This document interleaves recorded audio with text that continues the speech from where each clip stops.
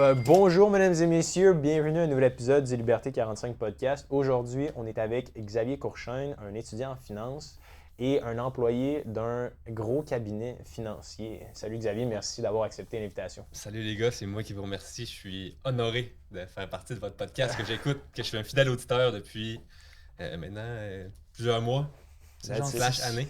Ouais, c'est hot. Dans le fond, je pense qu'on s'avait écrit au départ, on s'avait échangé des courriels, puis je pense que ça va être intéressant d'avoir ton point de vue sur un paquet de trucs. La première chose que j'aimerais peut-être visiter avec toi, c'est ton métier.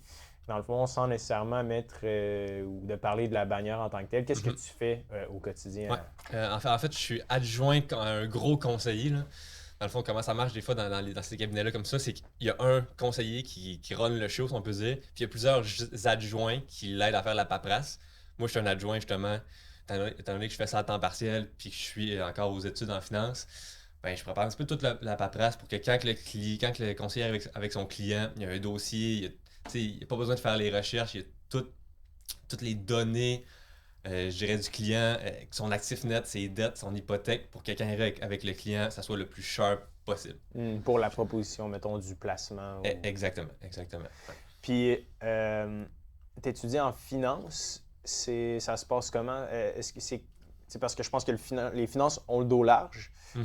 Tu fais quoi dans le fond dans Ouais. tes études? Ben, c'est ça. C'est des études en administration, volet finance. Fait que oui, la finance, c'est large. Dans le bac en finance, on voit la bourse, entre autres, les actions, ce qui est relié à ça, mais aussi la finance d'entreprise, le financement, que ce soit à la banque, la comptabilité même. Fait que oui, la finance, c'est très large, mais comme on parlait un petit peu avant de commencer à enregistrer, là, sans rien enlever au programme, je dis pas aux personnes de ne pas étudier en finance, il y a des skills qu'on apprend là qui est super, mais on n'apprend pas concrètement comment investir. Ouais. Je trouve que c'est quand même fou. On va surtout apprendre comment analyser une action, comment analyser le ratio, tous les ratios de performance de chaque action. Mais moi, comme vous dites souvent, j'ai toujours dans la tête que même les professionnels, 90% ne battent pas le marché. Pourquoi je mettrais des heures à essayer d'analyser un stock, une action, ce qu'on apprend à l'école, concrètement, pour fort probablement pas battre le FNB. Puis Ouais. tout ce que vous parlez sur le podcast, c'est l'intérêt composé, les FNB, les frais de gestion. C'est des trucs qui sont peu ou à peu près pas abordés dans le bac en finance. Fait que ça, je trouve ça assez fou. C'est quand même fascinant, puis je l'ai vécu un peu aussi. Je n'ai parlé à quelques reprises sur les anciens épisodes, Ouais. mais c'est ça. Fait que là, je suis en train de faire les examens de l'autorité des marchés financiers pour avoir un stage dans un des cabinets, pour ultimement peut-être, euh, de un, comprendre sous les rideaux comment ça Ouais. fonctionne, mais aussi peut-être développer de la technologie dans cet univers-là. Mais puis j'avais commencé en planification financière à l'université, j'avais commencé des cours, mais je me Mhm. suis rendu compte que les questions qu'on se fait poser sur la page de Liberté 45, puis ce qu'on se fait apprendre dans les bancs d'école, ça sert tellement à rien. Là. Genre, c'est deux univers complètement distincts.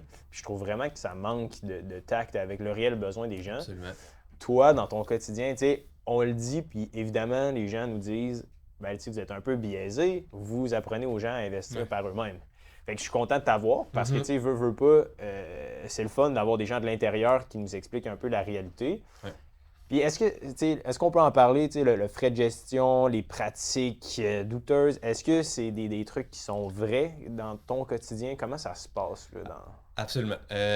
Oui, ben, c'est absolument vrai. Je dirais que les trucs que je remarque à l'interne, premièrement, c'est la transparence. Je connais des gens qui s'y sont justement investis avec des conseillers, c'est pas nécessairement le mien, mais j'en connais aussi qui investissent avec le mien, puis qui savent pas du tout combien ils payent de frais de gestion. Il y en a qui pensent que c'est gratuit de faire affaire avec un conseiller financier, Ah ouais. parce que quand ils partent de là, ils sortent pas leur carte de débit, puis ils font pas le Ouais. paypass. Mais il n'y avait pas une loi qui obligeait les conseillers à ce que une nouvelle loi justement, Mhm. à ce que le frais de gestion soit très clair parce que j'ai une personne de Liberté 45 qui m'a rejoint et elle a épluché tout ce qu'elle pouvait des documents et elle a jamais trouvé c'était quoi le frais de gestion. C'est-tu encore vrai? Je suis pas au courant de la loi. Ok.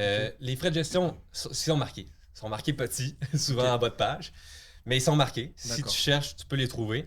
Mais quelqu'un qui, comme monsieur, madame, tout le monde, lit pas toute la paperasse, quand un conseiller financier te donne un document de 10 pages où c'est écrit tout petit, je connais pas grand monde qui lit ça au complet. Fait que je te dirais que la plupart du monde ne savent pas qui paye ou ne savent pas combien ça leur coûte réellement. Puis quand je leur dis combien ça coûte réellement, il capote, là. Je veux dire, jamais il s'attendait à ça. Puis souvent aussi, ce que je dis, c'est, tu sais, ouais, mais il charge 2,5% de frais de gestion. Il dit, ah, c'est pas beaucoup, 2,5%, tu sais. On est dans la tête de quelqu'un. Puis moi aussi, au début, j'étais là, 2,5%. C'est normal, ils font une bonne job, tu sais, il faut bien qu'ils se payent.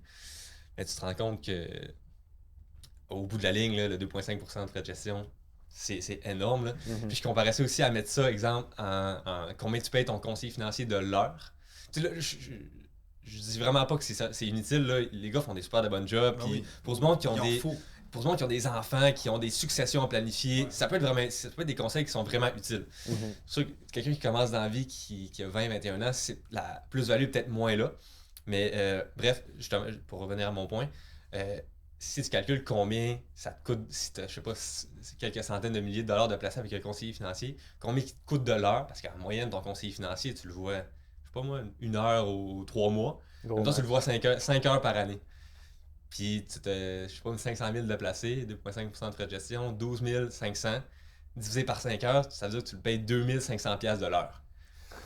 Quand tu penses à ça, c'est complètement débile. Là. Un médecin spécialiste a même pas ce taux horaire-là.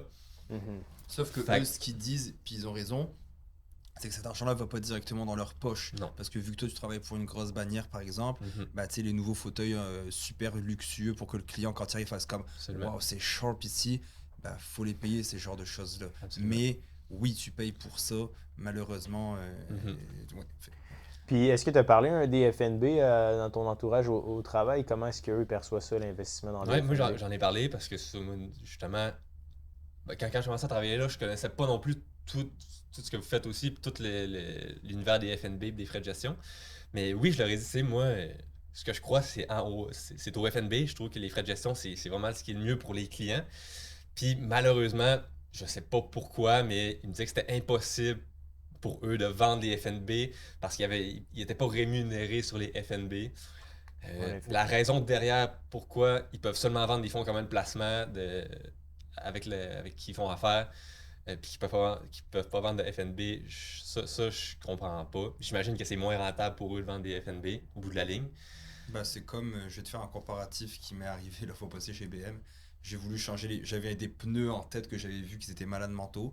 Puis quand j'ai voulu dire au gars, j'aimerais ça commander ce modèle-là, bah, j'ai un ami qui travaille chez BM, puis il m'a dit, bah non, notre cote là-dessus, elle est très Exact. minime, donc on vend pas ces pneus-là, malheureusement, dans notre concessionnaire BM. Puis j'étais comme, ah ok, est-ce que c'est des très bons pneus? Oui. Est-ce que c'est des pneus qui vont avoir une bonne qualité, une bonne adhérence? Oui. Est-ce que je vais être content de ce pneu-là? Oui. Mais est-ce que mon concessionnaire va faire de l'argent sur ce pneu-là? Beaucoup moins que s'il me vend ses pneus à lui. C'est vraiment un bon exemple. J'aime ça des fois ramener des exemples en dehors du monde de la finance. Ça, c'en est un qui est super bon. Là, Qui m'est arrivé au mois d'octobre, là, quand je suis changé mes pneus. Non, c'est un bon parallèle. Puis au quotidien, comment, dans ta vie, est-ce que l'argent est relativement tabou avec ta famille ou tes amis? Comment tu abordes ça, toi, au quotidien? C'est une bonne question. Je dirais dans ma famille, c'est pas tellement tabou. Je connais des familles que c'est beaucoup plus tabou. Je connais, exemple, le salaire de mes parents. Là. Je sais comment ils font.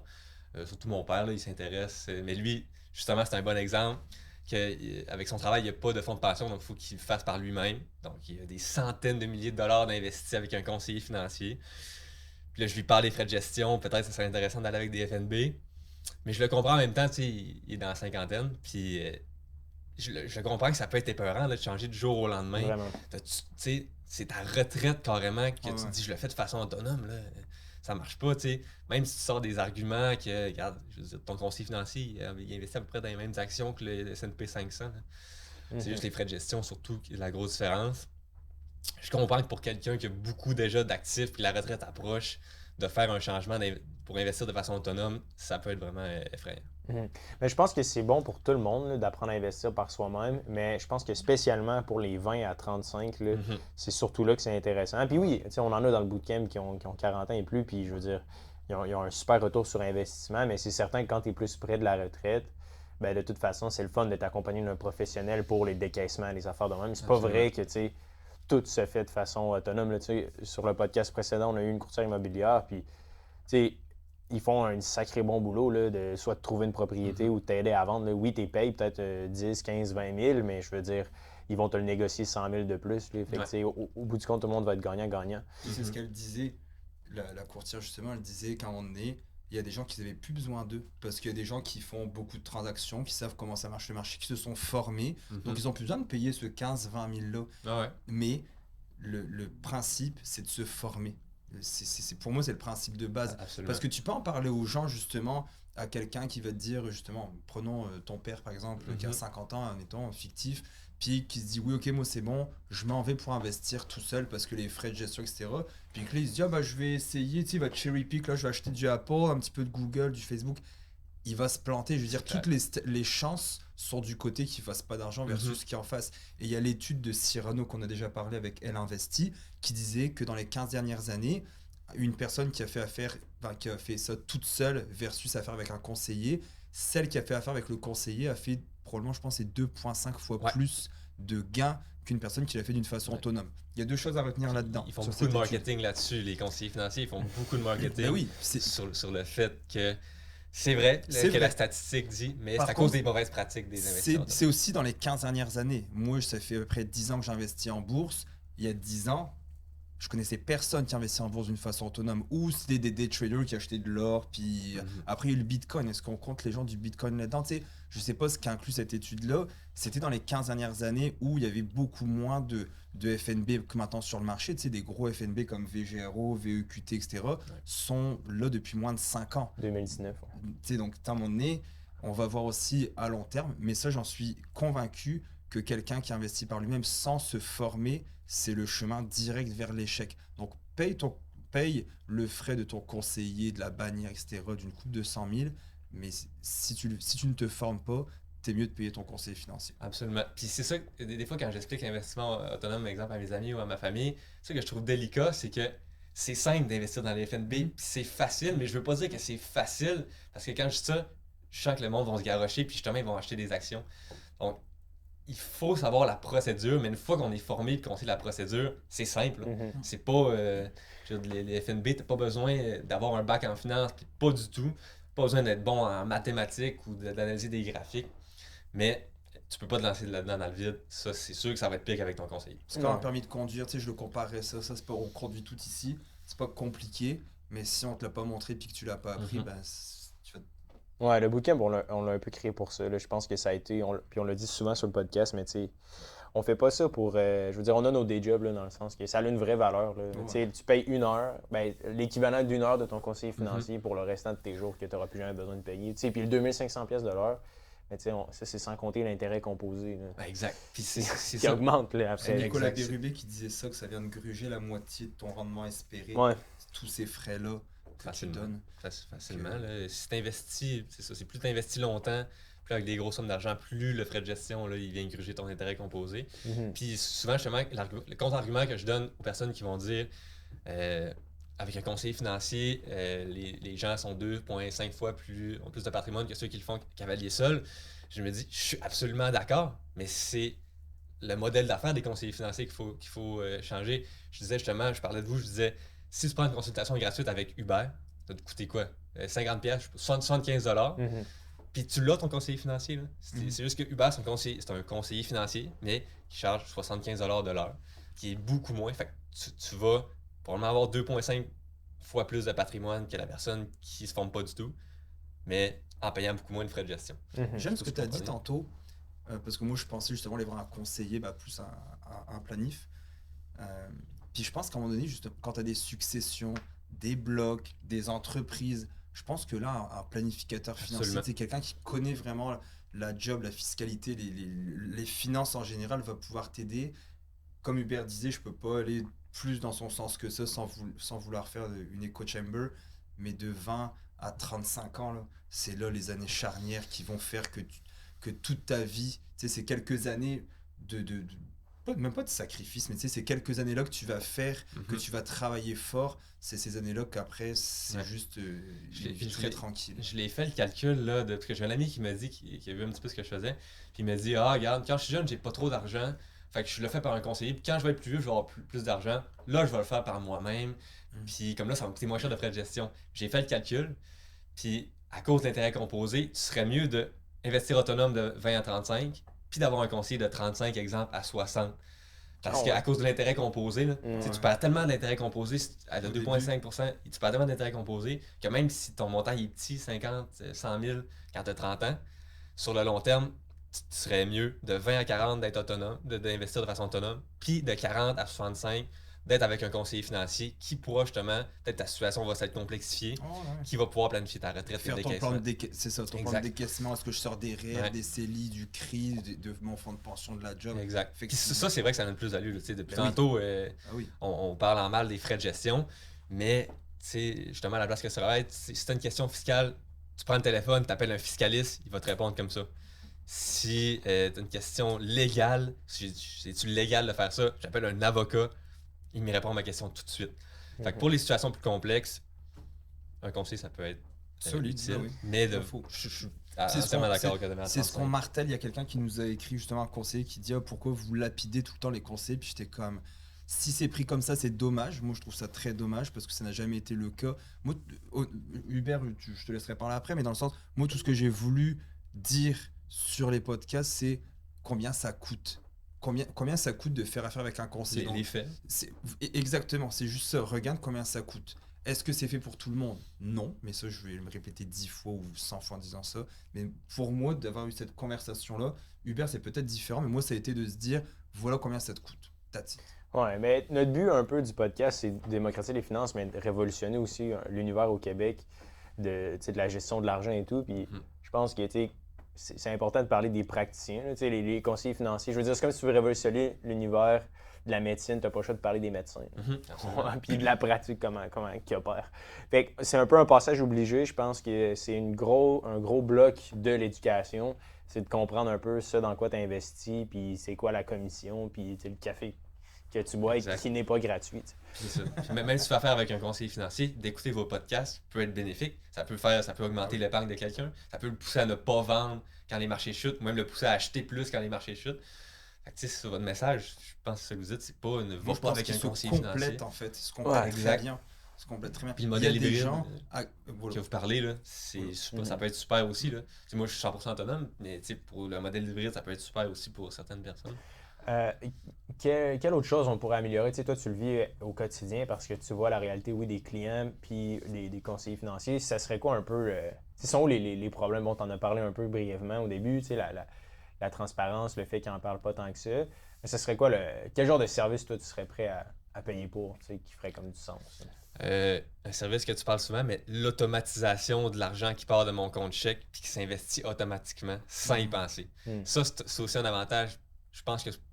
Est-ce qu'il y a des plateformes de courtage en ligne qui le font, ça? Bien, on est en train de développer la technologie pour le faire. On essaie, mais il y a quand même beaucoup de réglementations. Avec Questrade, c'est plus difficile, malheureusement. Avec Wealthsimple, il y a un moyen de le faire. Puis, c'est ce qu'on enseigne dans le bootcamp. C'est possible d'automatiser ça à 100%. Là, c'est certain que moi, je vais chercher mes licences en plus parce que je veux m'assurer que tout est légal puis que on est compliance parce que dans le domaine financier, c'est hyper réglementé là, dans la techno puis le développement de... Mais je dirais ça. Je dirais vraiment juste l'automatisation de à chaque paye, avant que je touche rien de ma paye, il y a tout de suite un 100$ qui part, qui s'en va investi. Ça, c'est puissant sur le long terme. Là, tu y penses même pas. Parce qu'est-ce que toi, tu es coupable d'ouvrir ta plateforme de courtage en ligne puis de commencer à checker d'autres choses que les FNB? Parce que moi, mettons, c'est mon erreur. J'ouvre mon Questrade puis je me dis « Ah! Facebook il est down de 20%, on va aller voir qu'est-ce qui se passe là. » Puis là, t'es comme « Ah! Il y a peut-être une opportunité là. » Je pense que vu que j'écoute beaucoup de contenu sur les finances, j'écoute beaucoup vos podcasts, j'ai pas tant cette tentation-là. Je le sais que choisir ses stocks au long terme, tu vas faire de moins bons rendements, puis c'est beaucoup plus risqué. Fait que moi, j'ai aucune action individuelle. J'ai 100% FNB. Mais c'est sûr que des fois, c'est tentant. Là. Je veux dire, une action que t'aimes. Là. Souvent. Mon frère, il texte souvent pour dire hey, « T'as vu la bourse aujourd'hui? » Non, je vais pas. Oui, ton graphique est toujours ouvert. Mais dans le sens que j'ai pas regardé en tant que tel, d'analyser, de voir les compagnies qui ont chuté ou pas. Je le fais de temps en temps. Souvent, c'est Uber aussi, on va s'en parler. Mais t'as tellement raison, c'est tellement tentant quand tu te connectes puis tu vois, mettons, justement, Meta a perdu 20%. Je prends un peu une petite position, juste un petit 500 pièces. Mais ils font aussi que ça, tu sais, Wealthsimple aussi fait en sorte que ça a l'air d'un casino. Là, leur logo, il y a des jetons. C'est hyper, dans leur pub, là, tu vas sur leur site web là, de Wealthsimple, c'est des jetons de casino. Là. C'est Mais- super, c'est fait par exprès, là, parce qu'ils sont payés aux transactions, là, Ouais. Mais aux je dis conversions. ça, mais c'est pas vrai, avec le Bitcoin, je me suis fait avoir. Oh. La dernière année, quand ça a vraiment monté peut-être à 80 000, à un moment donné, ça avait comme descendu à 60 000. J'ai fait let's go, buy the dip. J'achète, je me load. Ben, je me load. C'est une Mhm. infime partie de mon pourcentage, de mon portefeuille, peut-être 2,5%. Mais je me disais, let's go, j'achète du Bitcoin. Tu sais, j'achète vu que ça a baissé. Ça a juste continué à baisser jusqu'à quoi, 25 000, je pense, là. Mhm. On a 20. 20. 20 000 même. Fait que ça, c'est mon pire coup que j'ai fait, là. Puis pourquoi est-ce que tu as acheté le narratif des cryptos? Qu'est-ce qui t'intéresse dans le Bitcoin? Ben, je pense que c'est l'espoir du gain rapide. Des fois, je me vante que moi, je suis sur le long terme, puis moi, les petits gains rapides, ça m'affecte pas. Mais je pense que ça affecte tout le monde, en fin de compte. Même si tu le sais, tu sais que les FNB sur le long terme, c'est mieux. Tu as tout le temps la petite pensée que les cryptos, c'est différent des stocks. Là. Mhm. Moi, le Bitcoin, ce qui m'a fait embarquer là-dedans, il y a à ma gauche. C'est qui? Ça s'appelle Hubert. Je disais, ah, c'est fou. J'ai acheté un petit peu de crypto après avoir choisi avec Hubert. Mais je regrette pas dans le sens qu'il est là, j'ai pas vendu. Non plus. Si c'est là, c'est là. Puis, tu sais, Laisse-moi, tu sais, dans 10 ans, là, mark my words, là, on est en 2022, on approche de 2023. Ah ouais. Tu sais, dans 10 ans, il n'y a aucune chance que ça soit pas plus haut que 100 000. là. Ouais. Moi, je le garde, là, c'est sûr que. Je veux dire, tu sais, la vends pas, là. le système financier là, sur lequel on est en ce moment, tu sais, pour toutes les transactions, là, pour les gens qui ne le savent pas, là, c'est fait avec un logiciel archaïque. Là, tu sais, c'est genre le code le plus ancien qu'il n'y a pas. Fait que, tu sais, toute l'infrastructure des paiements, là, tu sais, Visa, sur quoi ils se basent pour genre, tu sais, comment les banques font pour faire des transactions, c'est vraiment un système archaïque. Puis les cryptos et la blockchain, ça va remplacer ça en partie. Tu sais. Fait qu'il y a comme énormément de liquidités qui va être investie dans ces marchés-là parce que ça fait des meilleures transactions, parce que c'est plus transparent, c'est plus facile à suivre, versus le vieux code qui bug tout le temps. Tu sais. Mhm. Fait que dans 10 ans, Puis peut-être qu'il y a un nombre maximal de Bitcoin de disponibles. Mhm. Donc peut-être que quand ça se serait écoulé, Ça va prendre la valeur. il y a l'effet de rareté, mais tu sais, là, on l'a vécu. Là, on est à une inflation record.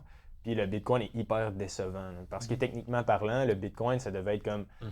le edge ultime contre l'inflation. Puis ça n'a rien fait. Là. Non. Normalement, il suit le dollar en fait. c'est quand ça. tu regardes. Ce qu'on aurait dû voir, il suit le Nasdaq. Exact. Il Ouais, suit c'est le vrai. S&P 500. Ils Exact. sont comme une corrélation d'1 pour 1.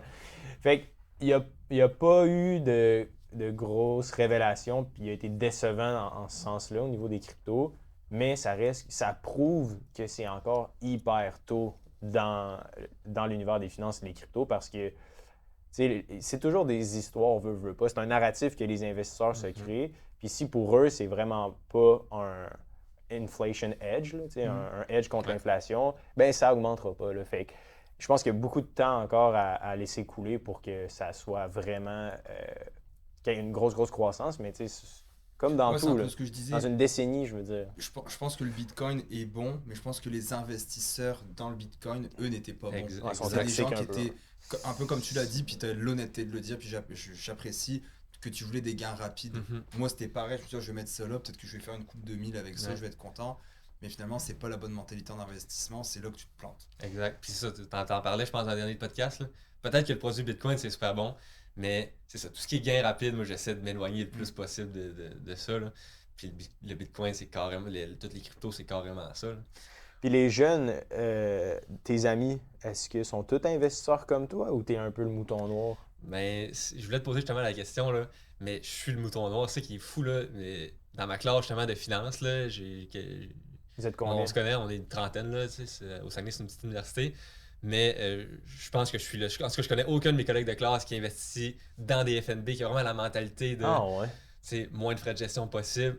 Je dirais que la moitié du monde que je connais investit avec un conseiller parce que tu n'apprends pas ça dans le bac. Si tu n'écoutes pas des podcasts, tu lis pas des livres en dehors de tes heures de classe, tu sais pas comment investir de façon autonome. Fait que la moitié investit avec des conseillers. L'autre moitié, eux, ils suivent un petit peu les conseils des professeurs, si on peut dire. Ils essayent de choisir le stock qui a un price earning plus bas, qui a un ratio Qui de est rentabilité. sous-évalué. Ben exact. Mais tu sais, ça c'est prouvé que faire ça, tu sais, c'est correct. Là, c'est bien d'évaluer une action. C'est déjà mieux que juste d'acheter du Tesla parce que Ah ouais. tu as vu un TikTok qui dit d'en acheter. Là. C'est bien quand même de Mais c'est bien de les faire évaluer quand tu fais du évaluer. swing trading. Ouais, mais tu vois, moi je peux pas me prononcer sur le day trading puis le swing trading parce que c'est vraiment pas dans mon domaine. Ok. Puis je sais pas exactement comment ça marche. Tout ce que j'ai vu, c'est dans le livre de Nicolas Bérubé que c'était quasiment comme jouer au casino de faire du day trading, les statistiques, mais Ben, c'est plus du poker que de la machine à sous. Là. La machine à sous, c'est pur hasard. Du poker, il y a des statistiques. Tu peux gagner. Le but, c'est d'aller gagner 6 mises sur 10. Puis avec le long terme, je suis un joueur de poker, fait que je connais très bien ce que tu parles. Là. Mais le swing, c'est profiter d'un momentum. Donc justement, moi, je me sers beaucoup du EPS, du EPS ratio ou le price earning ratio pour voir est-ce que la compagnie est surévaluée, sous-évaluée, puis avec certains indicateurs comme les triangles, les moyennes mobiles, les points pivots. Mais effectivement, je veux dire, t'as beau avoir tous les indicateurs comme toutes les étoiles sont alignées, si demain, comme je dis tout le temps, il y a une Covid numéro 2 qui frappe ou qu'il y a une bombe qui explose ou un attentat, bah, ton triangle ascendant avec une sortie de la résistance. Exact, les ratios, ils peuvent pas prévoir. Prennent le bord. Ouais, puis nous, on n'a pas le choix un peu parce que, il y en a dans le bootcamp, Sim de ce qu'il parle, on donne les étapes là, concrètes pour le faire. Puis, il y a des gens qui viennent nous voir qui ont pris le bootcamp qui sont comme, surtout une Américaine qui était comme, hey, j'ai fait 25% aujourd'hui sur tel investissement. L'autre, il dit, bon, j'ai investi dans l'énergie, dans un FNB d'énergie juste avant la crise. Check, merci, mon portfolio est à plus 40%. Fait que nous, au quotidien, on voit ces histoires-là de succès, puis on est comme, oh my God, ça marche vraiment. Mais ça risque en réalité, il faut comprendre que 80% et plus de ton portfolio doit être dans des FNB, dans un portfolio. Puis après ça, si tu as le temps puis ça t'intéresse, amuse-toi. Prends 20% ou prends 15%, ouvre-toi un compte de courtage non enregistré, là, fait que pas un REER, pas un CELI. Puis let's go, là, du gain en capital, c'est quand même, d'un point de vue d'imposition, c'est quand même super avantageux, là, du gain en capital. Si tu payes de l'impôt, c'est que tu as gagné de l'argent. Si ça, t'en payes, mais t'en payes moins qu'un salaire régulier, là, du gain en capital, il y a quand même... ça, c'est juste 50% qui est imposé, mais... Ouais, absolument. Mais je peux pas les blâmer, même les professeurs. L'autre fois, je veux rien dans... Mes profs sont super cool. Là. En plus, c'est des profs en finance, c'est comme... Ils sont vraiment cool. Là. Le dessus de la pyramide. Non, c'est vraiment les profs, ils sont vraiment smart. Là, je veux vraiment séparer, bien m'entendre avec la personne, puis mes opinions sur les finances personnelles. Là. C'est vraiment dissocié. Là. Mais l'autre fois, je posais la question à mon prof. Toi, dans notre situation, est-ce que tu investirais dans des FNB ou tu te ferais toi-même, tu nous conseillerais de faire nous-mêmes notre portefeuille de stock? Puis il m'a dit, je te conseillerais de te faire toi-même ton portefeuille de stock. Et là, c'est bien plus, il y a plus de thrill, c'est plate un FNB, c'est sur le long terme. Moi, il y a 100% raison. Non, mais il y a raison qu'il y a plus de thrill. Je le dis dans oui. Tu as beaucoup plus de choisir ta propre action. C'est fou quand même, que tu peux choisir, mettre ton stop loss sur ton take profit, de la suivre. Tu sais, quand tu suis, mettons, VFV, bah, tu les connais pas, les 500 compagnies qu'il y a là-dedans. Là. Mais c'est ce qui fait le plus d'argent. Oui, bah, bien sûr. C'est plate. Mais c'est les choses ennuyantes. Tu regardes du béton séché l'été. C'est souvent l'exemple qu'on a dans le bootcamp. Quand tu investis dans les FNB, veux pas, il faut que ça soit aussi excitant pour toi que de regarder du béton couler. C'est ça qui va te créer une réelle richesse à long terme. Mais c'est contre-intuitif parce que la pratique courante dit... Même en finance, achète des actions individuelles, achète du Tesla, du Amazon. Alors que quand tu regardes les stats, c'est genre ce qu'il ne faut pas faire. Non, c'est le top 1% qui gagne, puis toutes les autres sont comme perdants. Là. Mais pourquoi... Fait que maintenant, en finance, mais je me demandais, avec ton bac en finance, tu vas faire quoi, dans le fond, avec ça? C'est une bonne question. En fait, mon plan, là, pour l'instant, c'est de continuer mes études, mais en fiscalité. Parce que je trouve que vraiment la plus-value des conseillers financiers, justement, c'est la fiscalité. C'est d'optimiser sa fiscalité. Surtout pour un particulier qui a un salaire qui est un fonctionnaire, c'est plutôt de faire des optimisations. Mais pour quelqu'un qui a des blocs, qui a des inc, là, il y a des trucs cool. J'ai écouté le podcast avec justement Reggie, je crois. C'est super intéressant. Puis il m'a un peu donné la passion aussi en même temps de la fiscalité. Là. Mais ça va lui faire plaisir d'entendre. Il faut lui faire le message, mais je trouve que la plus-value d'un conseiller n'est pas dans choisir tel fonds, je trouve, est plus, exemple, dans la fiscalité. Fait que... Tu sais ce qui est drôle? Parce que je te coupe, hein. C'est bien correct. On fait passer, quand je fais habituellement le bootcamp ou certaines formations plus privées qu'on fait, Hubert, il a monté un truc de profil d'investisseur, un quiz interactif. Un quiz. Puis on le fait passer au début à cette personne-là. Puis souvent, son profil va être très conservateur au bout, là, genre très peu risqué. Et une fois qu'on finit les formations, puis qu'on refait passer exactement le même test que Hubert a mis au point, ben, la personne, elle se retrouve dans croissance plus, tu sais, vraiment dans le plus risqué. Et je le comparais, encore avec les voitures, je fais souvent des comparaisons avec les autos, je le comparais quand tu t'envoies quelque part en auto, puis que tu connais pas, puis que tu cherches l'adresse, mais que t'es jamais allé. Tu vas baisser ton son de la musique, parce que ça rapporte que quand tu baisses ton son de la musique, t'es plus concentré. Puis là, tu cherches, tu ralentis, tu vas plus doucement, tu sais. Alors que quand tu connais la route, que tu connais le chemin, parce que tu le connais par cœur, bah, tu vas un petit peu plus vite. Tu peux mettre la musique dans le tapis, tu peux même parler avec quelqu'un, puis aller te stationner. Tu vas connaître où est-ce qu'elle est la courbe, où est-ce qu'il est ceci ou cela, qu'il y a un arbre en plein milieu qu'il faut que tu contournes. Bref, et c'est un petit peu ça que l'investissement. Moins tu connais les choses, plus tu vas être prudent, et plus tu connais les choses, bah, plus tu vas pouvoir aller chercher un petit peu plus de risques, parce que tu le comprends finalement le risque. Tu sais ce que ça veut dire. Ouais, c'est tellement intéressant ce que tu dis, là. J'ai un super bon exemple en plus qui dit ça. Moi, quand j'ai commencé à investir quand j'avais 19 ans, j'étais avec un conseiller financier, j'étais pondéré 40% actions, 60% obligations. J'avais 19 ans. N'importe quoi. Parce qu'il me disait, es-tu prêt à perdre 50% de ton argent? Mais non, je suis pas prêt à perdre 50%. On s'entend que c'est mal amené cette question-là, elle est mal si posée. Je suis prêt que ça fluctue, mais que je le laisse investir puis ça va remonter, exemple. Oui, ça, je suis prêt. Mais bref, c'est fou quand même. Moi, j'ai eu Fanny, j'ai eu de la consultation privée la fois passée. Fanny, c'est pareil. Elle c'était 60% actions, 40 obligations. C'est une fille qui travaille, qui est comme fonctionnaire. Elle pourra jamais, elle perdra jamais sa job, cette fille-là. Pourquoi tu veux lui mettre un 40% d'obligations? Mais oui. On s'entend, c'est ridicule, là. Mais il en est de la même chose, de la même façon que toi. Si tu perdais là, demain matin, tu te réveilles ton portefeuille à moins 30%. Si tu connais pas ça, c'est sûr que tu vas dire évidemment. Évidemment. Puis pour renchérir encore là-dessus, là, à l'interne, moi où je travaille, pas que c'est voulu, mais c'est un petit peu voulu de donner des portefeuilles plus sécuritaires aux clients. Raison numéro 1, pour se payer. Dans les formations un petit peu qu'on a, là, c'est idéalement, tu veux pas que le client soit trop risqué parce qu'il faut que le conseiller puisse toujours se payer. Le 2,5% de frais de gestion, même si ça monte ou ça baisse, il faut toujours qu'il puisse le prendre. Fait qu'ils disent de se garder une portion en caisse ou obligation pour être garanti, entre guillemets, d'avoir les fonds pour payer les frais de gestion, numéro 1. Puis numéro 2, ils suggèrent aussi de mettre le client moins risqué pour avoir moins de conflits à régler. Parce que si tu as un client qui est 100% en action, là ça crash, là, le téléphone n'arrête pas de biper toute la journée. C'est ça, les conseillers, c'est pas optimal pour leur temps. Non. Fait ce qui est mieux, c'est de les mettre, exemple, un petit peu plus pondérés en obligation. Comme ça, quand ça crash, le monde capote moins. Puis, eux, c'est moins de résolution de conflits toujours. Fait c'est fou. Ça, c'est fou, ça, je le savais pas. C'est pire que je pensais. J'ai un petit peu compris pourquoi. Moi, tous mes amis qui ont 20 ans, ils sont 60-40. Moi, j'étais 40-60. Je sais, what the fuck, c'est quoi le rapport? J'ai 40 ans devant moi, tu sais.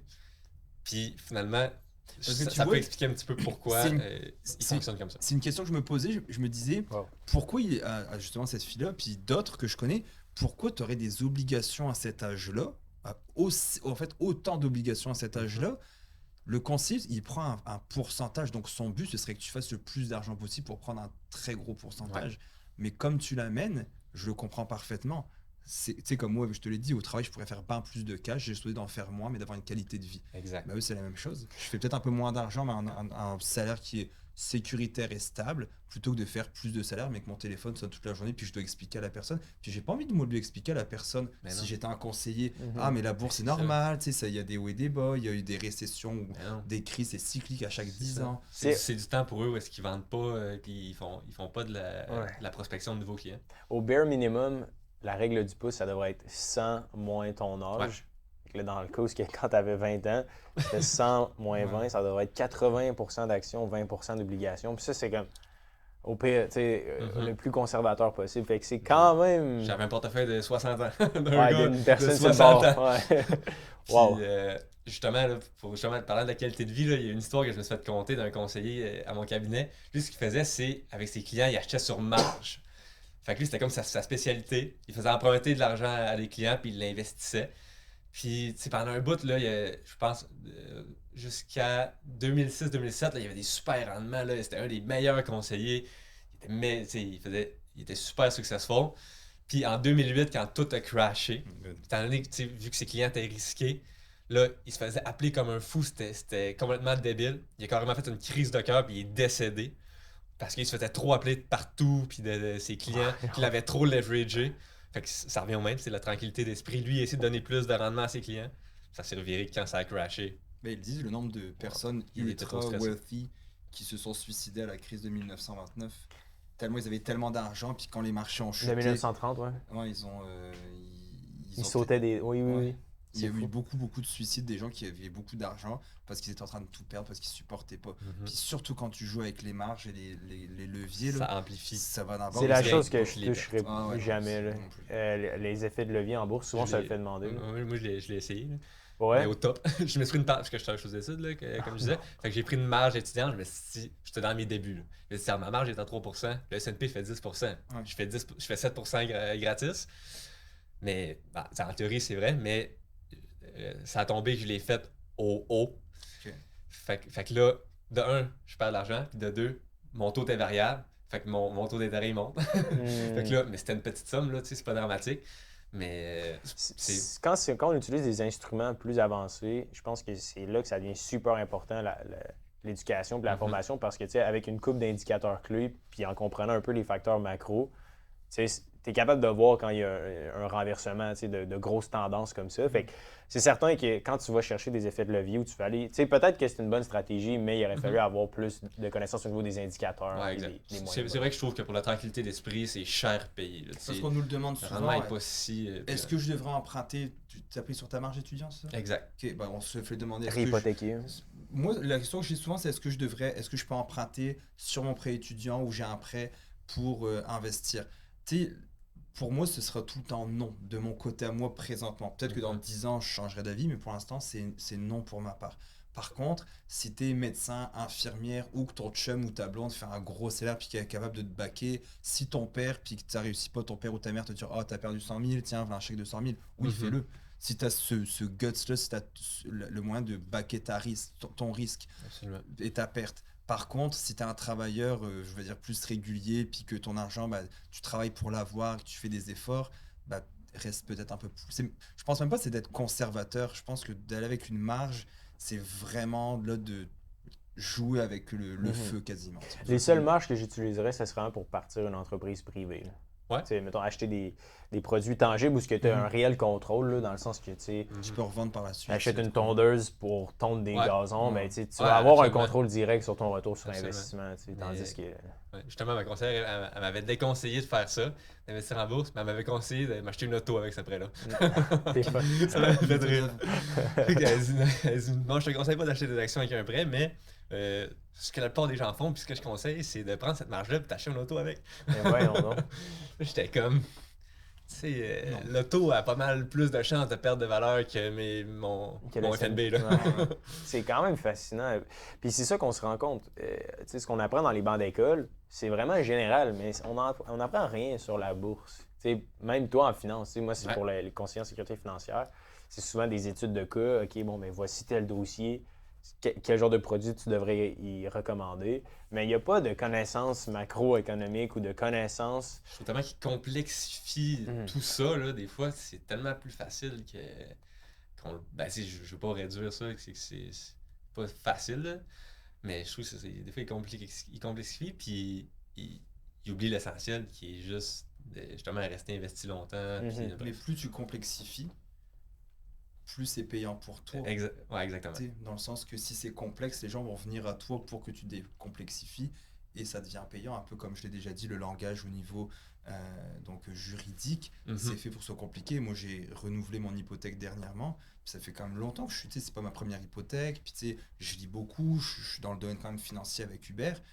Quand j'ai lu les papiers d'hypothèque, ma blonde me dit ça veut dire quoi ça? J'étais comme pour vrai, je sais pas, je vais rappeler, je suis pas sûr de bien comprendre ce que c'est, j'étais pas sûr. Puis c'est pas normal qu'un mec comme moi qui est en business de 34 ans, qui forme des gens en finance, en investissement, j'ai de la misère à lire un document d'hypothèque. Pour moi, c'est un non-sens que ce soit autant complexe que ça. Il manque clairement de transparence. L'immobilier, t'en penses quoi? Je sais que vous en parlez souvent. L'investissement immobilier multilogement, ça, je crois à ça à 100%. C'est, par exemple, acheter un quadruplex puis le louer. Mais acheter une maison est un investissement, je suis d'accord avec vous autres. De toute façon, tu peux pas. Les chiffres le montrent. Là. Je veux dire, c'est pas un investissement acheter une maison pour habiter dedans. Là. Justement, encore là, j'ai fait souvent, je m'amuse comme ça. Là. C'est mes passe-temps, faire des petits calculs comme ça. Là. Mais je comparais quelqu'un qui était locataire, quelqu'un qui était propriétaire. Avec des vrais chiffres, là, puis avec le même type d'habitation. Puis si tu investissais les surplus que tu sauvais en taxes, entretien, frais de notaire, que tu as en étant locataire, tu l'investissais dans des FNB, je pense qu'au bout de 20 ans, c'était le double de patrimoine que tu avais accumulé, Wow. comparé à si tu avais une maison puis ton argent était resté dans la maison. Tu sais. Mais comme vous dites souvent, c'est ça, le monde, des fois, ils disent je l'ai acheté 200 000, j'ai vendu 300 000, j'ai fait 100 000, de profit. J'ai fait, je sais pas combien ça fait en pourcentage, j'ai fait 50% de rendement. Ouais. Ouais. C'est bien plus que le S&P 500. Mais genre, t'as payé des taxes, tu l'as entretenu. Mais t'avais un toit. Ouais. C'est Que l'avantage. tu peux louer aussi. Puis à un moment donné, c'est le confort. Tu sais, Ouais, moi, ouais. j'ai acheté la maison. Ben, exact. Pour là. moi, c'était un confort. Tu sais, le spa puis la piscine creusée. Peut-être que si j'avais loué cette maison-là, ça m'aurait coûté, je sais pas combien de milliers de dollars. Je le sais pas. Mais il y a le confort aussi. Puis moi, je le vois quand même, cette maison-là, comme un patrimoine que je vais léguer à ma fille. Tu sais, pour Mhm. moi, je lui dis, cette maison-là va être payée à un moment donné. Puis ça va être. ça T'en va es être- t'en es conscient aussi. Très conscient. Exact, Ouais, c'est ça. je me suis pas dit, j'achète ça parce que Exact. je suis J'espère assis que sur ça une va monter mine de valeur, Ouais, puis, puis je suis sur une mine d'or. Ouais. Pas du tout, je l'ai acheté parce que en fait, c'est ma blonde qui voulait une grosse maison. Moi, je serais resté La dans ma première vérité. maison. La vérité, c'est ça. Ouais. Mais c'est de l'épargne forcée aussi pour du monde qui ont peut-être Ouais. moins la discipline Ouais. de mettre toujours de l'argent de côté. Je veux dire, ta maison, elle va valoir de l'argent, tu sais, quand tu vas la revendre à ta retraite. Là. Fait, que, tu sais. Qu'est-ce qui t'a piqué à commencer à investir dans les FNB? Parce que ça prend quand même un bon niveau de confiance. Là. Est-ce que tu as des objectifs financiers ou parce que je pense que tu es l'un des rares parmi ta gang d'amis qui Mhm. investit d'une telle façon.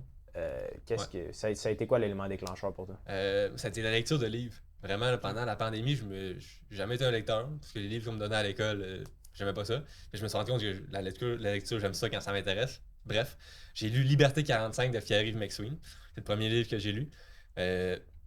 Ça a complètement changé un petit peu ma façon de voir les choses, puis les finances, la liberté financière. J'avais aucune idée c'était quoi la liberté financière. Je pensais que tu commençais à 25, tu prenais ta retraite à 60, 65. Il n'y avait pas d'autres options. Fait que je me suis rendu compte que non, il y avait d'autres options de vivre. Je pense que Pierre-Yves McSween devrait recevoir un prix du Il y a gouvernement. Tellement pour dû ses influencer livres. Ouais. des gens. Là. Je suis pas le plus grand fan de Pierre-Yves McSween dans ses chroniques, dans tout ce qu'il dit, mais ça reste que ce livre-là m'a vraiment influencé. Deuxième livre que j'ai lu, Père riche, Père pauvre. Ouais, Ça aussi, ouais. ça a été mind-blowing pour moi. Encore là, tout ce que je m'étais fait apprendre depuis que j'étais jeune, de va à l'école, aie des bonnes notes, trouve-toi une job sécure, avec des bons avantages sociaux. Je dis pas que c'est mauvais d'avoir ça, là, mais C'est pas pour tout le monde. que c'est ça. Puis de voir que moi, j'étais comme tout le monde. Je pensais que le gars qui avait la grosse maison, le gros char, qui partait en voyage 4 fois par année, il était fucking riche, tu sais, puis c'était de même. Pas vraiment. Puis, ben, ça peut l'être, là, tu sais, mais je pense qu'en règle générale, les vrais riches, ils vivent pas nécessairement le méga lifestyle comme ça, là. Fait que ça, ces deux livres-là, ça m'a comme complètement Il est mind blown, chamboulé. Père riche, Père pauvre, en toute honnêteté, je l'ai jamais lu. Liberté Ok. 45, oui, mais le résumé. Ben, moi, il m'a chamboulé Père riche, Père pauvre. C'est en lisant Père riche, Père pauvre que j'ai lancé ma formation de profil investisseur quand on s'est rencontrés juste avant. Là. C'est à cette période-là. Ouais, c'est les grosses leçons qu'il dit un petit peu, c'est les vrais riches, ils travaillent pas pour leur argent, c'est leur argent qui travaille pour eux. Ouais. Fait que si tu as un job à 350 000 par année, selon lui, t'es pas riche. T'es bien plus riche que si tu fais 100 000 de revenus passifs. Tu peux faire ce que tu veux de ton temps. C'est beaucoup d'être entrepreneur aussi. Ouais. Dans le fond, c'est ce qu'il dit, c'est mettons, un employé, il a son salaire, il paye des taxes, puis là, il peut dépenser. Mhm. Un entrepreneur, c'est il a son revenu, il dépense, puis après, il paye des taxes. Ouais. Donc, tu sais, lui, c'est un peu ce schéma-là qui enseigne. Et un peu comme Xavier le dit, bah, c'est pas parce que tu as justement la grosse maison, le bateau, que c'est là que tu es riche. Il parle beaucoup aussi quand même d'accomplissement, puis il parle beaucoup d'immobilier. Hein. C'est un gars qui a fait fortune Ouais. en immobilier. Non, il aime vraiment pas le marché boursier, là, mais Non, c'est vraiment pas plus pour le un mindset. fan. Là. Ouais, mindset, c'est C'est ça. C'est une phrase qui dit c'est être riche, pas compliqué, achète des actifs et non des passifs. Fait C'est achète des FNB, achète des blocs appartements, achète des business. Mais achète pas une grosse maison, achète pas un gros. Tu sais, mais. Ouais. Lis-tu sur une liseuse là? Moi, j'ai un Kindle. Ok, je vais te l'envoyer, je l'ai. Ok, cool. Des livres, moi j'écoute beaucoup sans livre audio, là, ça se lit tellement bien, Ouais. puis Mhm. tu sais, t'es en char, c'est Il a vraiment. l'air complètement fou, hein, Robert. C'est Kiyosaki. Robert, hein. Ouais, J'ai ouais. réécouté des vidéos de lui récemment. Il y a, Il a l'air- il y a même il est un comme jeu de méga, société Cashflow. qui Je veux me le s'appelle- commander. Tu connais des gens qui l'ont? Moi, j'ai joué à Cashflow, j'avais vraiment aimé ça. Ouais, je pense que je vais me le commander, sérieux. Ouais. Je trouve ça vraiment. À un cool. certain moment, je pensais faire un remix, une version française. Ça serait malade. Je me disais, Liberté 45, on pourrait sortir un jeu de société Ça comme serait Cashflow. malade. Tu sais où est-ce qu'elle travaille, ma blonde? Ah, c'est vrai. Parce que ça serait. Puis honnêtement, tu sais, je suis le gars le plus nerd, tu sais, vraiment plus tech, là. Tu sais, j'adore tout ce qui est le logiciel et tout. Fait que là, je me dis, un jeu de société. Mais en même temps, un jeu de société, c'est quand même encore super populaire. Ah bah oui. Ben, certain. C'est- Ah ouais, il y en a plein. Ah ouais. Mais- Si t'as des idées, Ben, j'en ai plein. tu me les soumets. Moi, je vais dire que c'est mes idées, comme ça je prends l'argent. Je les donne à ma blonde. Ma blonde va faire comme si c'est ses idées, puis c'est elle qui va faire de l'argent. Ben, ça serait honnêtement, une je suis super sûr bonne que ça serait Ben ouais. populaire, je pense. Il manque de choses comme ça, en fait. De choses le fun pour apprendre. On peut Exact. apprendre que ce soit le fun d'apprendre en finance là, ou tout autre sujet. Mais le jeu, ça ressemble à quoi, Cashflow? Ben, tu pars avec des cartes. Ouais. Tu pars avec des cartes. Écoute, ça fait des années que j'ai joué. Puis c'est ça, tu as des actifs, des passifs. Puis il faut que tu fasses des achats. Hein, si je me. J'ai comme un jamais joué, Monopoly. J'ai aucune idée. C'est un genre de Ça, Monopoly. J'ai aucune idée. Ouais, mais en moins de. Il n'y a pas de plateau de jeu dans le Ouais. fond. Là. Ok, ok, ok. Ouais. Mais ça doit ressembler à Monopoly parce qu'il dit ça dans son livre aussi. Il dit la vie, c'est directement comme un jeu de Monopoly. Ouais. T'achètes des petites maisons, à un moment donné, tu te ramasses avec un gros hôtel. Ouais. Il dit si tu fais le tour et t'achètes rien, t'investis dans rien, tu vas te faire bouffer par les autres. Hmm. Dans le fond, c'est qu'à un moment donné, il est trop tard. Tu sais. Ouais. Tout ce qui est bien appris. Puis c'est ce que je dis tout le temps. Tu sais, de 20 à 35 ans, c'est là qu'il faut que tu places tes cartes. Après ça, c'est faisable encore. Mais ça devient plus compliqué. L'intérêt composé, c'était, moi je le vois maintenant, là, à partir de mes 30 ans, moi, ça a fait ça de 20 à 30 ans, c'était très, très, très, très slow. Puis après 30 ans, ça fait comme ouf, ok, Ouais. c'est pas ça. Puis le discours, c'est complètement l'inverse. Là. C'est quand t'es jeune, pense pas à l'argent tout de suite, ta retraite Ouais. c'est loin, voyage, Profite. profite. Je comprends ça aussi, là, tu sais. Je pense qu'il y a moyen de faire les deux. Ouais.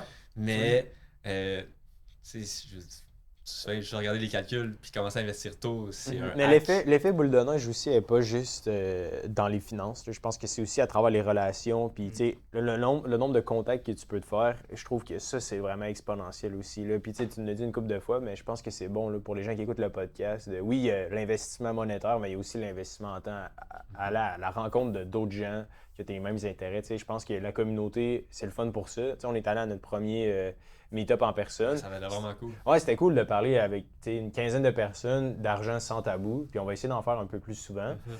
Mais ça reste que de pouvoir s'associer à des gens qui ont des buts ou des intérêts financiers similaires, tu sais, parce qu'on n'est pas beaucoup là, à avoir un intérêt. Tellement de minorités, là. C'est ça. Fait que je pense que de se tenir les coudes serrés, puis de s'aider, puis de se partager des trucs, c'est pour ça que je trouve ça intéressant une communauté, surtout dans un sujet qui est tellement tabou. Là, puis mais au Saguenay, comme si c'était un autre pays, mais au Saguenay, est-ce que la culture, est-ce que c'est quand même plus ouvert genre, aux finances? Je sais pas, dans le sens que moi, mettons, dans mon entourage, ça a été super tabou. Je t'ai déjà posé la question tantôt, mais je me demande vraiment comment rendre ça moins lourd. T'sais, souvent, les gens osent des fois pas me parler ou pas m'approcher parce qu'ils pensent que je vais leur parler d'argent. C'est ça, finance. Ouais, je le vois, tu sais, la personne me connaît, ça fait longtemps qu'on s'est pas vu, on commence à se parler. Puis c'est quoi ton salaire annuel? Tu gagnes combien? De combien dans ton compte? Of course que je serais pas de même, tu sais, mais c'est ça, c'est une question que je me pose constamment, comment rendre ça moins lourd. Mais t'sais. comme partout au Saguenay, sur un petit échantillon qui est mes amis puis ma famille, je suis en très grande minorité qui s'intéresse aux finances personnelles. Puis qui... Tu sais, on en parlait hors honte tantôt avec Hubert. On parle souvent, tu sais, mon principal réseau de contacts, c'est dans la business. Donc, j'ai pas de monde dans mes contacts que je dois côtoyer qui sont pas dans la business. Donc, ma vie va quand même assez bien, même si c'est peut-être souvent une chambre d'écho où c'est comme, bon, Ouais, c'est dangereux. chose. Ouais. Mais souvent, c'est comme, oh, tu sais, l'argent, c'est pas tout dans la vie. Puis, j'ai demandé ce matin à nos auditeurs, dans le fond, enfin, à nos auditeurs sur les notre gens page sur Instagram. c'est quoi vos rêves et vos objectifs?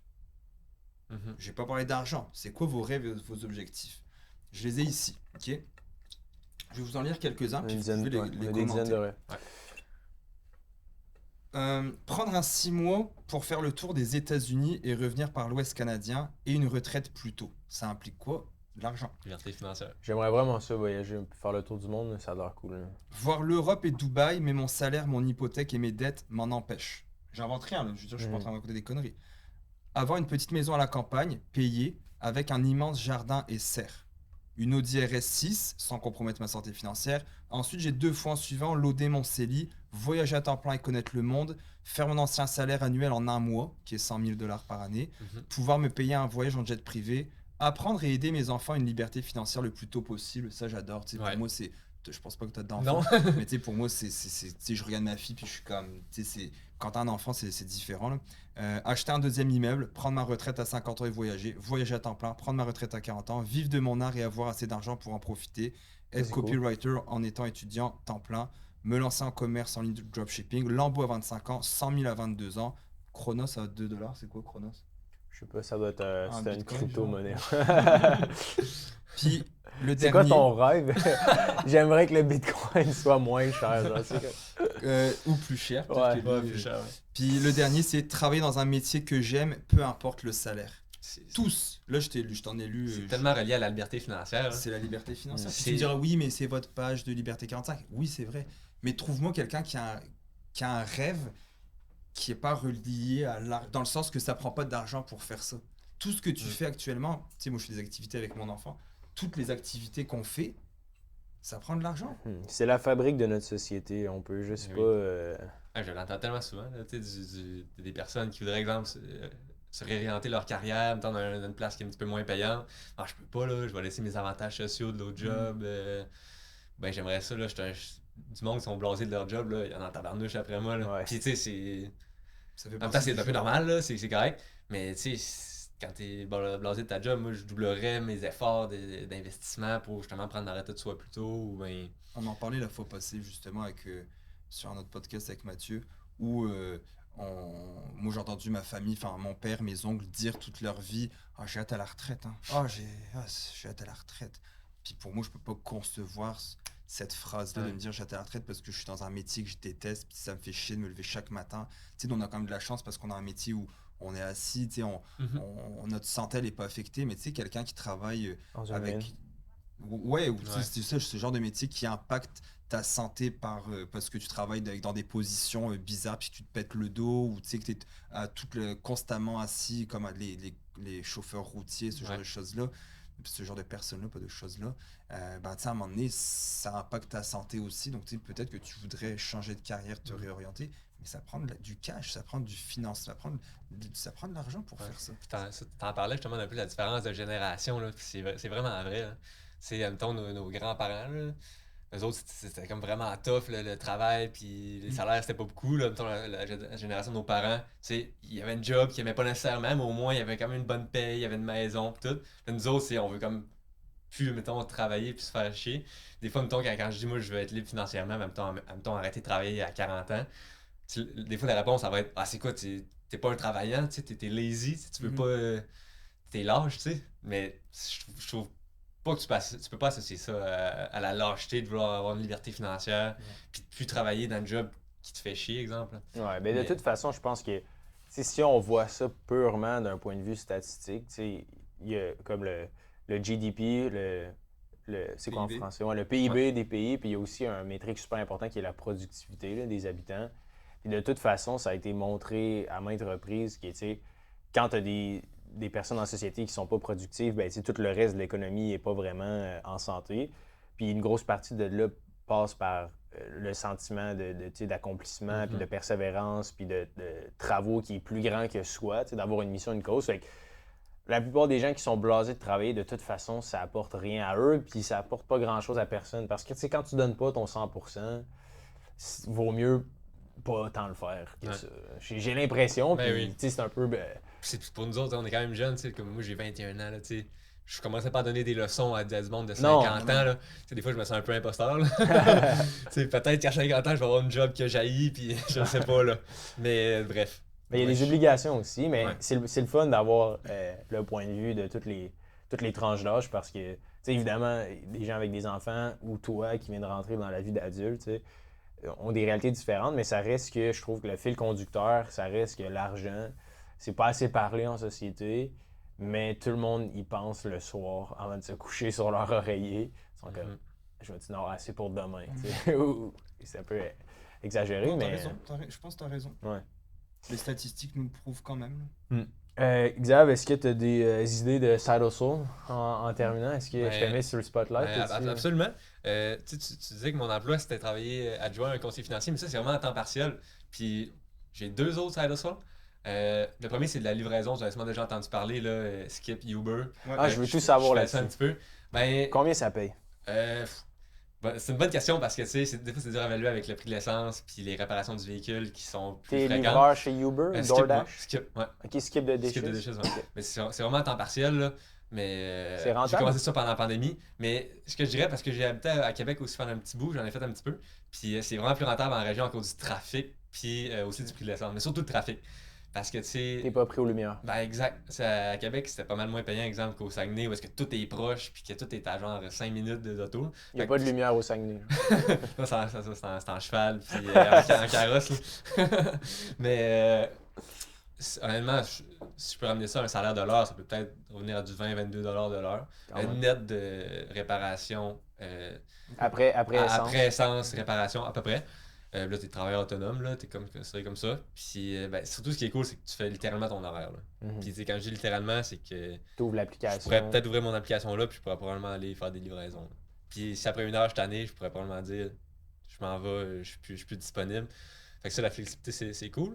Puis je peux parler de mon deuxième side hustle / business. Un petit peu comme toi avec l'Académie Connexion à plus petite échelle. Là. Moi, j'étais un joueur de tennis. C'est une de mes passions de tennis. Puis j'ai commencé à donner des cours de tennis avec les juniors, adultes, privés, de groupe, dans les écoles, dans les camps de jour, dans les centres communautaires, des trucs comme ça. C'est des sessions 1 à 1 que tu donnes? Ben c'est ça dépend. Des fois, je donne des cours privés aussi, mais des fois, c'est des groupes de 8 jeunes. Des fois, c'est du parascolaire dans les écoles. Puis, ça peut être assez bien rémunéré. Puis, ben, je veux dire, c'est ma passion, c'est le tennis, là. Fait que j'adore ça. Puis ça, je pense que ça peut être possible pour pas mal de monde, là, que ta passion, ça soit le tennis ou n'importe quoi, même pas besoin d'être un sport. Là. Ça peut être, je sais pas, la chasse, la guitare. Donner des cours comme ça, puis ça peut être en ligne après, à la limite. Puis c'est brillant. Ça, j'ai vraiment du plaisir à le faire. Tu sais, c'est accompli aussi. Là. Je veux dire, tu montes à des kids. Des kids qui faisaient juste gamer de toute leur vie, puis là, finalement, ils checkent des vidéos de tennis, puis ils jouent au tennis, ça, c'est gratifiant. Puis en même temps, c'est un side hustle qui paye, qui peut bien payer aussi. Comment tu as fait pour vendre tes premiers services de coach de tennis? Un bon vieux post sur Facebook. Bonjour à tous, j'offre maintenant mes services d'entraîneur de tennis. Étant donné que ça faisait 15 ans que je jouais au tennis, au Saguenay, tout le monde se connaît un petit peu. C'est allé assez rapidement. J'ai eu des clients, des personnes qui ont voulu faire affaire avec moi. Mais that's it, pas plus compliqué que ça. 0$ en pub. Je me suis acheté des balles puis un panier. C'était genre 150$. Puis j'étais ready to go. Fait que jour 1, t'étais profitable. Ouais, mais tu sais, là, j'échangeais mon temps contre de l'argent. Oui, là, j'étais profitable, mais vu que c'est vraiment juste des services. Mais oui, on peut se dire que j'étais profitable. Mais je trouve que c'est une histoire qui est super intéressante et inspirante parce que souvent les gens nous posent des questions. Admettons, sont comme ah bon, je regarde là, pour 5-6 machines distributrices ou je vais me lancer dans tel projet. Puis là, ils nous envoient. Puis c'est super le fun là, de recevoir toutes ces questions-là. Mais souvent, c'est que on reçoit des gros paragraphes alors que la vraie réponse puis la seule chose sur laquelle ils devraient focus, c'est le premier post Facebook. Là. De juste. Commence. Tu vas le dire dans ton groupe Messenger de tes 10 amis ou tes 10 membres de famille. À la limite. Je lance ça. Tu sais, que ça soit couper des cheveux, passer la tondeuse. Je sais pas. Dans le sens que si c'est quelque chose qui. Puis idéalement que ça soit une passion, là, parce que, tu sais, bon, passer la tondeuse, on s'entend, la plupart des gens vont être pas nécessairement accomplis. Mais je pense que dans ton cas, c'est vraiment le fun. C'est un bon exemple de transformer une passion que tu as déjà en revenu. Parce que, tu sais, je veux dire, le potentiel est limité après ça. Là, là oui, c'est du service, mais si tu es capable d'automatiser un peu ton projet. Ben, je commence déjà à déléguer un petit peu là, des cours. Exact, tu as d'autres coachs. Exact. Fait que Faut prendre le temps de C'est bâtir comme ça qu'on ses peut. affaires. Là. Tu Absolument. peux pas juste. Ça fait 2 ans que je fais ça, tu sais, puis Très bien. j'y vais tranquillement. Puis d'année en année, les revenus augmentent. Ça peut devenir Puis- immense, là, tu sais, là, Ben, une école de tennis. Là. Honnêtement, ben, c'est pas tout le monde qui joue au tennis là, dans la vie. C'est limité. Je pense pas que c'est tu sais, exponentiel à l'infini. Mais pour l'instant, je peux encore grossir ça. Puis tant que ça va me passionner, je vais continuer. Merci, Xav, d'être venu sur le podcast. C'est vraiment des bonnes idées de Side Hustle. Je pense que la livraison, là, c'est quand même aussi une source de revenus intéressante pour les gens tu sais, qui sont comme OK, j'arrive pas à la fin des semaines, j'ai ma carte de crédit est pleine, tu sais, je sais pas quoi faire. Ah, ça, c'est accessible à tous. Là. Ça, Même c'est pas besoin de cool. post Facebook. Là. Ouais, non, tu sais, tu télécharges l'application, tu l'ouvres. Tu sais, je parlais avec Ça, ça un gars cette semaine qui va être une étude de cas pour nous. C'est un gars qui a quand même pas mal de dettes. Puis il est OK pour qu'on l'aide. Nice. Puis en échange, dans le fond, on va faire des appels Zoom ensemble enregistrés pour voir comment on peut l'aider. Puis les gens de la communauté vont pouvoir suivre son évolution, ce qui est super généreux à lui de sa part. Puis je lui ai offert le bootcamp aussi d'ailleurs, Nice. en cadeau pour le remercier aussi Ouais. de son ouverture. Puis tu sais, je lui ai dit, 38-39 ans, puis tu sais, je lui ai dit, je vais l'appeler Jérémy, c'est un nom fictif parce Ouais. qu'on n'a pas encore signé le deal. Là. Puis je lui ai dit, tu sais, Jérémy, là, parce qu'il me dit, ah, je vais essayer de des side hustles, tu sais, je vais essayer de me partir. Puis je dis, là, Jérémy, là, ce qu'il faut que tu te trouves, c'est d'augmenter tes revenus. Oups, j'ai cliqué sur un truc. Ça va, ça va. C'est correct. Je lui ai dit, là, ce qu'il faut que tu fasses, je imagine le podcast. Ouais, il explose. faut que tu trouves quelque chose pour augmenter tes revenus. Là, de faire un side hustle qui te passionne, un jour, mais pas là. Ce qu'il faut que tu fasses, c'est de reprendre le taureau par les cornes, puis de faire de l'argent pour clairer tes dettes le plus rapidement. Une fois que ça va être fait, cette étape-là va être faite, oui, pars-toi un side hustle lucratif, que t'aimes, que t'as de la passion pour ça, mais pour l'instant, et moi je l'ai dit, un de mes contacts justement qui avait des dettes, il a travaillé pour une entreprise de livraison, sauf que c'était DHL, là, DHL, les grosses livraisons. True Later ou... C'est ça, lui était dans l'entrepôt, samedi, dimanche, il faisait sa journée là, du lundi au vendredi et dans sa job de jour, puis samedi, dimanche, c'était des journées de 10 heures, puis il plaçait des boîtes. Mais tu étais payé 20 et quelques dollars de l'heure. Donc à chaque week-end, il faisait, je sais pas, 300-400 pièces de l'heure, 300-400 pièces de l'heure pour 300-400 dollars le week-end.